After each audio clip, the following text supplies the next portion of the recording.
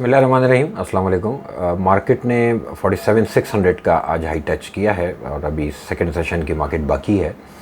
Last video में मैंने 47,000 का पहला रेजिस्टेंस और 47,600 जो है वो सेकंड रेजिस्टेंस जो है वो आप लोगों को एडवाइस किया हुआ था। एग्जैक्टली मार्केट वहीं तक आज आई है और 47,619 का इस वक्त हाई बना है। देखिए बाज़ार, और मैंने पिछली वीडियो में एक जुमला ये भी कहा था कि अगर 47,600 के ऊपर मार्केट सस्टेन करेगी तो एक रैली वाली पोजीशन बाज़ार क्रिएट कर सकता है। अदरवाइज़ मार्केट एक छोटी रेंज के अंदर और जैसे स्लो मूवमेंट वाली मार्केट रहेगी। एक वॉलेटिलिटी जो होती है बाज़ार की, उसमें हम जो है वो थोड़ी सी कमी देखेंगे। ऐसा नहीं होगा कि जो पिछले महीनों में अक्सर होता है कि बाज़ार भागना शुरू करता तो एक ही महीने में 6-7 हज़ार पॉइंट भाग जाता है। वो मार्केट के लिए हमेशा नुकसानदेह होती है बात। और इस बात की भी गवाह रहिएगा कि जब बाज़ार 49,400 से नीचे आ रहा था, जब मैंने ये बात भी अपनी वीडियोस में ऑन रिकॉर्ड है कि मैंने कही थी कि बाज़ार अभी कहीं नहीं जा रहा, 53 और 50,000 ये नीचे मिलेगा। और नीचे जाने के बाद भी मैंने अपनी बाय स्टांस को कंटिन्यू किया है। और मैं मुसलसल लोगों से ये कह रहा हूँ कि बेशक मार्केट के अंदर एक्टिविटी स्लो है, लेकिन मैं बहुत कॉन्फिडेंट हूँ कि चीज़ें बेहतरी की तरफ जाएंगी और उम्मीद बेहतरी की रखनी चाहिए। और मार्केट में हम इंशाल्लाह आने वाले दिनों में नए हाइज भी देखेंगे। फ़िलहाल बाज़ार जो है वो एक्सपेक्टेशन के हिसाब से काम कर रहा है बहुत दिनों के बाद, ठीक है। वरना हमारे मुल्क में बात यह कि सियासत को प्रिडिक्ट नहीं किया जा सकता और सियासत की ही वजह से पिछले 1-1.5 साल के अंदर जो है वो मार्केट में बड़ी बेइज्जती हुई है, ठीक है। इस बात को मैं बहुत ओपनली पब्लिकली जो है वो एक्सेप्ट करता हूँ कि मार्केट में एनालिसिस नहीं चल सकती हम लोगों की, क्योंकि सियासत को हम प्रिडिक्ट नहीं कर सकते, हम पॉलिटिकल जो है वो एनालिस्ट नहीं हैं। लेकिन प्रॉब्लम क्या है? प्रॉब्लम यह है कि मार्केट के अंदर पार्टिसिपेशन अभी भी नहीं है। बाज़ार में जितना कॉर्पोरेट्स का पार्टिसिपेशन होना चाहिए बिल्कुल नहीं है, यानी बहुत थोड़ा सा पार्टिसिपेशन है। और पिछले 4 साल में आपकी मार्केट को इंडिविजुअल ने चलाया था। इंडिविजुअल जो है वो या तो मार्केट में स्टकअप है और नया पैसा डालते हुए डर रहा है, क्योंकि वो बेरिश हुआ है, वो डरा हुआ है, वो पैनिक में था पिछले 1-1.5 साल की हरकतों को देख के जो मुल्क के अंदर हो रही थी। अब जाके थोड़ा सा हौसला लोगों को बढ़ना शुरू हुआ कि जब डॉलर रुपी पैरिटी जो है वो नीचे जाते हुए अब आप देख रहे हैं, जैसे आपने देखा कि पिछले दिनों में 1-1.5 हफ्ते 2 हफ्ते के अंदर जब से क्रैकडाउन शुरू हुआ तो हमने अपने रुपी को स्ट्रेंथन होता हुआ देखा, हमने गोल्ड प्राइसेस को नीचे जाता हुआ देखा। बेसिकली ये 2 वो पोर्शंस थे जहाँ पर लोगों का पैसा शिफ्ट हो रहा था। लोग इंटेंशनली और जो है वो अपने पैसे को डॉलर की तरफ अपने आप को सेफ फील कर रहे थे, गोल्ड की तरफ अपने आप को सेफ फील कर रहे थे, जो कि उनका राइट है। देखिए, जब मुल्क के अंदर पॉलिटिकल अनरेस्ट होगा और आपस में जो है लड़ाइयाँ चलती रहेंगी तो हर आदमी का हक है कि वो अपने आप को सेफ करे। अब वहाँ से जो है वो एक एग्ज़िट है और लोगों को अब वो पोर्शन लोगों का बंद हुआ कि जहाँ पे वो हर आदमी ये सोचता था कि डॉलर ले लो आज, नहीं तो 2 हफ्ते के बाद बढ़ ही जाएगा।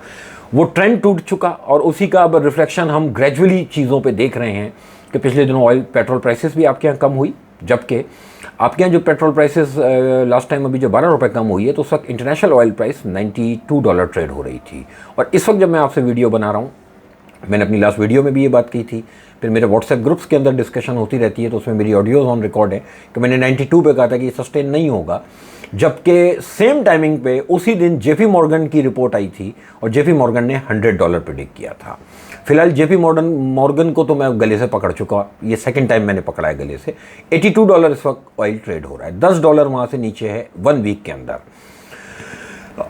मेरे हिसाब से ऑयल प्राइस का अब नीचे आना, ये $10 का डिक्लाइन, और अगर इसी तरह से हमारे यहाँ जो है वो रुपी स्ट्रेंथन होता रहता है और अगर 2-4 रुपए का भी और फ़र्क पड़ता है, 280 भी अगर आपका रुपी आ जाए, तो डॉलर की प्राइस अगर पाकिस्तान में हो जाए तो हम एक सफिशिएंट जो है वो पेट्रोल प्राइसेस में डिक्लाइन आने वाले दिनों में और देखेंगे।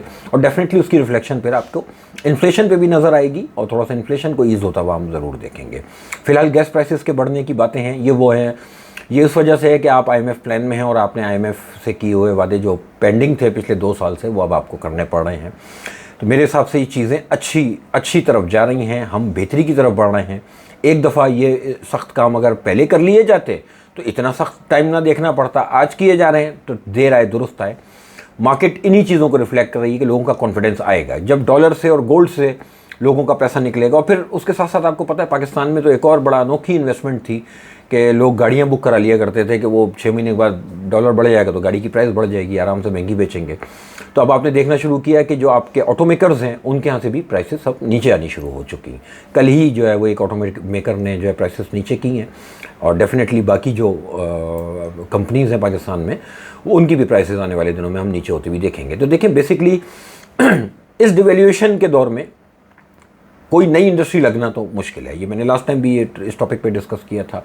मेरे हिसाब से स्टॉक मार्केट ही वो एक जगह होगी कि जहाँ पर इन्वेस्ट किया जाना चाहिए, और वहाँ जहाँ पर नया इन्वेस्टर बेस भी आ सकता है अगर हमारे रेगुलेटर कुछ अपने कामों को थोड़ा सा चेक करे, थोड़ा सा, या फिर ये हमारी एजेंसीज को चाहिए कि जितने भी इस तरह के जो रेगुलेटर्स हैं इन जगहों पे भी अपना अपना एक एजेंसी का बंदा बिठाएं।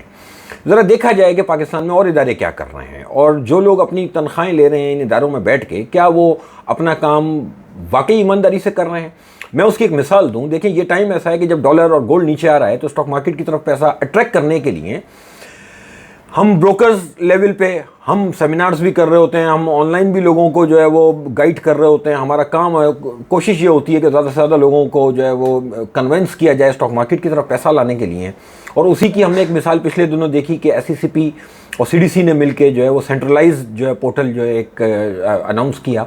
वो इसीलिए था कि पूरी पाकिस्तान से जो एक रिटेल इन्वेस्टर है उसका एक्सेस स्टॉक मार्केट की तरफ आसान बनाया जाए। अब बड़े मज़े की बात सुने, और ये टॉपिक बहुत इंपॉर्टेंट है और इसको ज़रूर गौर से सुनिएगा। एक तरफ तो SECP के जो है वो नीयत ये नज़र आती है कि वो उसकी कोशिश है CDC के साथ मिलके के इन्वेस्टर बेस बढ़ाया जाए स्टॉक मार्केट का। दूसरी तरफ एक हमारा रेगुलेटर है national clearing company of Pakistan NCCPL, उनकी भी माशाल्लाह इसमें कोई डाउट नहीं है कि उनका बहुत बड़ा पार्टिसिपेशन है मार्केट की जो है वो को मार्केट में इन्वेस्टर बेस को बढ़ाने के लिए। लेकिन अब ये देखें कि पिछले दिनों में बायोमेट्रिक एक सिस्टम होता था, उस बायोमेट्रिक के सिस्टम को इन्होंने जो है वो ख़त्म किया और OTP के सिस्टम पे चले गए कि भाई रजिस्टर्ड मोबाइल नंबर हो एक इन्वेस्टर का और उस पर OTP उसको रिसीव हो और वो OTP की कंफर्मेशन पे उसका अकाउंट खुल जाए। OTP जब वो स्मूथ हो गया तो उन्होंने पहले एक अंगूठे का बायोमेट्रिक था, अब माशाल्लाह 10 उंगलियों का बायोमेट्रिक ले रहे हैं वो। ठीक है, अब देखिए हर एज का आदमी होता है, जो 50 60 साल 70 साल की एज का आदमी है, ये कैसे पॉसिबल है कि उसकी 10 की 10 उंगलियों के फिंगरप्रिंट्स क्लियर आएंगे। अच्छा, वो रहता है किसी ऐसे शहर में कि जहां पर NCCPL का दफ्तर भी नहीं है। अब या तो मैं NCCPL के दफ्तर को उसके घर तक लेके जाऊं या उससे कहूं कि तुम जहाज पकड़ के यहाँ आओ, आके अपनी 5-10 उंगलियों के निशान लगाओ। पाकिस्तान के अंदर कौन सा ऐसा इदारा है जहां पर 10 उंगलियों के फिंगरप्रिंट्स लिए जाते हो? तो मेरा एक मशवरा ये है NCCPL को कि देखिए फिर ये 10 उंगलियां क्यों, पैरों में भी 10 उंगलियां हैं, तो पैरों के भी पंजे ले लें आप हाथों के भी पंजे ले लें और माथे पे भी एक स्क्रीन लगा दें कि माथे की लकीरें भी आप लोगों की लेना शुरू कर दें। एक तरफ तो आपकी इंटेंशन नजर आती है कि इन्वेस्टर बेस बढ़ाया जाए, और दूसरी तरफ जो लोग बैठे हैं, देखिए इदारा बुरा नहीं होता, लोगों की अप्रोच होती है कि हमारे यहाँ मसला वही है कि एजुकेशन स्टैंडर्ड इतना पैथेटिक हो चुका कि लोगों के ना सिर्फ डिग्रियां तो हाथ में हैं, सेंसेस नहीं है कि स्टॉक मार्केट कितनी कीमती जगह है कि जहां से मुल्क के बहुत से मसाइल हल किए जा सकते हैं। लेकिन अब आप सोचें कि 10 उंगलियों के फिंगरप्रिंट्स लिए जाएंगे और 10 में से अगर एक उंगली भी चुंगली भी रह गई आपकी ना, तो आपका अकाउंट नहीं खुलेगा।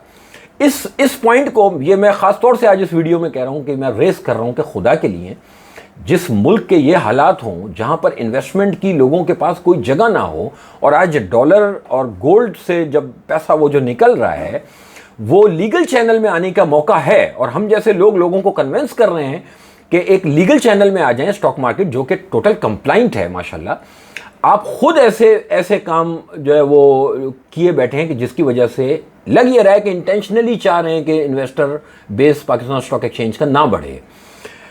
मुझे उम्मीद है कि इस मामले पे ज़रूर ब्रोकर एसोसिएशन और जो हमारे बड़े ब्रोकर्स हैं स्टॉक मार्केट के, वो इन मामलात को NCCPL के सामने ज़रूर उठाएंगे और उठाते हैं।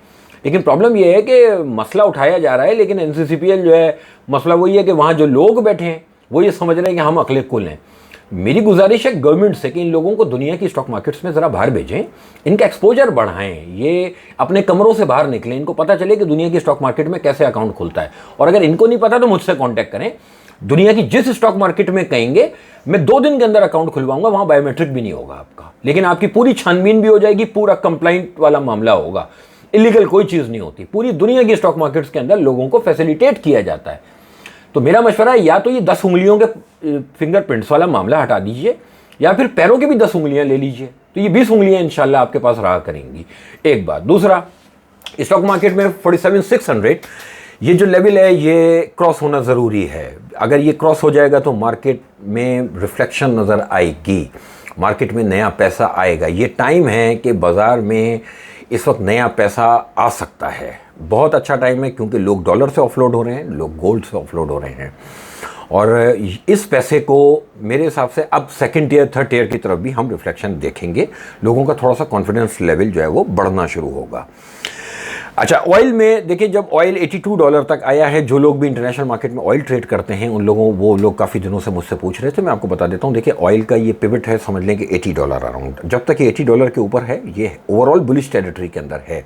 दोबारा से एक जंप ऑयल ले सकता है। उसकी वजह क्या है कि यूएस और जो रशिया जो ग्रुप है, इन दो ग्रुप्स की समझ लें कि ये लड़ाई है ऑयल के अंदर, जिसमें इन्होंने ओपेक प्लस ने अपनी जो है प्रोडक्शन कट की हुई है, और यूएस इस वक्त फंस गया है क्योंकि उनके जो स्ट्रेटेजिक पेट्रोलियम रिजर्व्स हैं वो 17 दिन के रह गए हैं।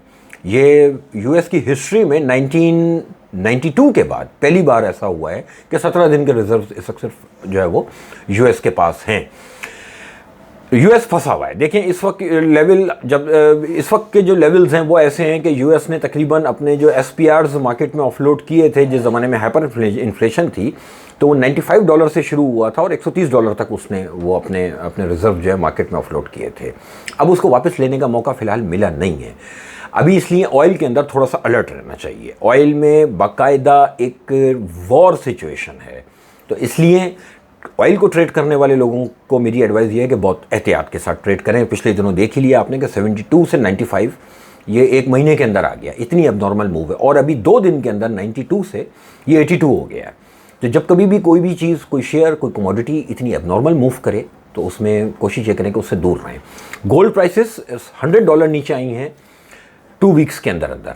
अच्छा, शॉर्ट टर्म ट्रेडर्स के लिए, शॉर्ट टर्म ट्रेडर्स की बात कर रहा हूँ, इंटरनेशनल मार्केट की बात हो रही है, गोल्ड लेके काम करना चाहिए। मुझे लगता है कि यहाँ से गोल्ड की में रिट्रेसमेंट आएगी, मंदी की रिट्रेसमेंट। ठीक है, रिट्रेसमेंट जो लोग समझते हैं वो समझ जाएंगे, जो नहीं समझते उनके लिए अब वीडियो में नहीं समझा सकता, उनके लिए पूरा फिर जब समझना हो तो मुझसे पूछ लीजिए कि रिट्रेसमेंट क्या होती है। ब्रीदर होता है, एक आदमी 100 किलोमीटर अगर भाग सकता है ना, तो वो 1 गो में नहीं भाग सकता, उसको कहीं रुक के सांस लेना होता है। आप रोटी खाना एक जो है इंसान की ज़रूरत है, लेकिन 10 रोटियां एक साथ खाना वो मुसीबत बन जाएगी। एक रोटी खा के आप डाइजेस्ट करते हैं, फिर आप एक खा सकते हैं। तो ये जो रिट्रेसमेंट होती है बेसिकली वो किसी भी एक ट्रेंड की डाइजेस्ट करने को कहते हैं। ठीक है, तो ये रिट्रेसमेंट मुझे लगता है कि गोल्ड में $30-40 की अपसाइड हम आने वाले दिनों में देख सकते हैं। मार्केट PSX का अगर 47,600 क्रॉस होगा तो नया लेवल दूंगा। फिलहाल ये लेवल क्रॉस नहीं हुआ, तो पहली सपोर्ट है 47,000 और दूसरी सपोर्ट है 46,700। इमीडिएटली बात हो रही है नेक्स्ट वीक के लिए, और ये लेवल जैसे ही क्रॉस होगा उसी दिन इंशाल्लाह वीडियो बनाऊंगा। नया पैसा बाजार में डालना चाहिए, बेशक किसी भी इदारे की तरफ से जो भी हर्डल्स क्रिएट की जा रही हैं नया इन्वेस्टर बेस के लिए, इंशाल्लाह वो नीयत उनकी अच्छी है, लेकिन अनाड़ी हैं। ठीक है, डिग्रियां हैं लेकिन कॉम्पिटेंट लोग नहीं हैं। अल्लाह करे इनको अकल आए और इन मामला से ये बाहर लाएं और लोगों को फैसिलिटेट करें कि आसानी से ये अकाउंट खुलें। स्टॉक मार्केट में जितनी स्पीड से इस वक्त अकाउंट खुलेगा, ये मुल्क के लिए अच्छा है, आपकी इकोनॉमी के लिए अच्छा है, आपकी जो गवर्नमेंट ओन्ड एंटिटीज़ हैं उन कंपनीज़ के लिए अच्छा है। आने वाले दिनों में इंशाल्लाह मार्केट में और बेहतरी की तरफ हम उम्मीद रख सकते हैं। आप लोगों का बहुत शुक्रिया, थैंक यू।